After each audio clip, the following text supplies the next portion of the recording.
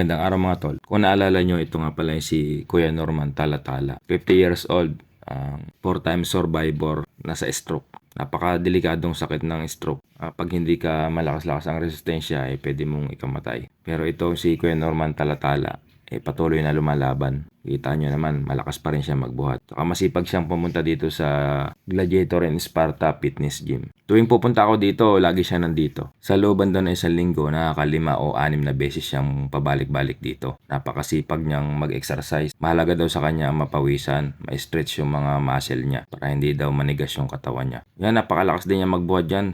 Triceps naman yung ginagawa niya na yan. Wala naman siyang sinusunod na program kung ano na lang ang maibigan niyang buhatin. Kasi hindi naman daw niya habol magpalaki ng katawan. Basta ang habol lang niya makapag-exercise, masaya na siya doon sa ganun. Hanga talaga ako dito. Napaka gandang gawin niyang inspiration at motivation. Kasi nga, yung iba, wala namang karamdaman pero tinatamad pang magpunta sa gym. Tinatamad pang magpalakas ng katawan. Pero kung makikita niyo to si Kuya Norman, kahit hirap siyang maglakad, nagpipilit siya na mag-exercise kasi gusto niya humaba buhay. Kaya wala nang makilala ko to, nadagdagan ng inspirasyon ko at motivation para ako ay magpalakas at magpaliit ng tiyan dito sa Gladiator and Sparta Fitness Gym. Maraming salamat Kuya Norman, napakatibay mo at masipag ka. Lalo akong sisipagin magpabalik-balik dyan sa gym tuwing day off ko kasi marami ako nakikilala mga bagong kaibigan. Mga tol, maraming salamat sa panonood. Ingat tayo palagi.